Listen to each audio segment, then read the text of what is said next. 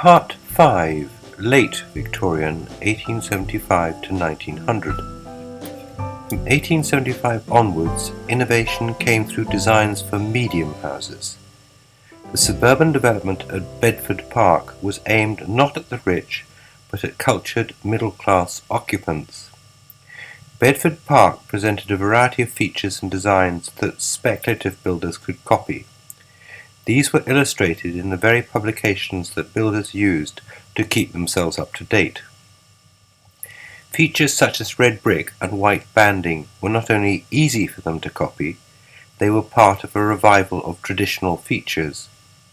These included external woodwork, gables, hanging tiles, rough plaster finishes, porches and rectangular bays. The red brick and white designs became known as Queen Anne Revival. Houses from the reign of Queen Anne, 1702 to 1714, were part of the brick-built era which followed the Great Fire of London. They featured other traditional English features such as eaves supported by brackets known as dentils. There was more variety, especially between adjacent houses. Earlier, each builder had tended to stick to the same design. Different designs in the same street suggest a different builder. But in this period, neighbouring houses had differences such as alternating between cant and rectangular bays. Bricks varied in colour due to the different earths where they were made. By the late Victorian period, machine-made bricks could be transported by rail. This meant that builders were no longer limited by the local colour. Builders in London could choose between the local yellow stocks or red bricks from the London Brick Company in Peterborough. Terracotta or moulded clay details were also available to embellish gables or above windows. Catalogues promoted the wares of specialist companies such as ornamental art producers. These offered ready-made mouldings in an ever-increasing variety of interior and exterior decorations.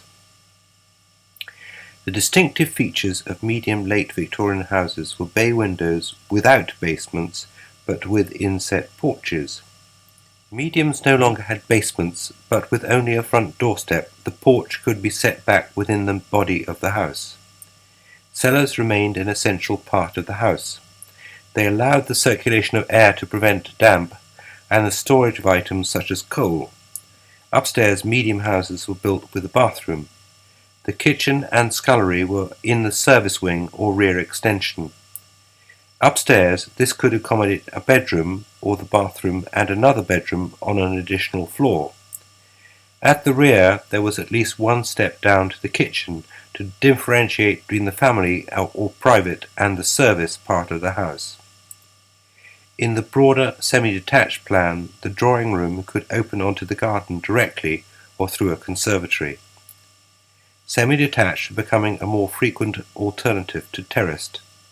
In the new outer suburbs, more space was available, so the houses became broader. As an economy, builders could use cheaper stock bricks at the back. This was described as Queen Anne front, Mary Anne back. Laws, including the Public Health Act of 1875, were more effective than their predecessors at making new houses more hygienic, even small ones. As well as having more space and light, the back benefited from improved plumbing and drains. The intercepting trap prevented smells coming back into the house when the connection to the main sewer was open to discharge waste. These improvements made the backs more pleasant, so that rear-facing windows did not let in bad smells.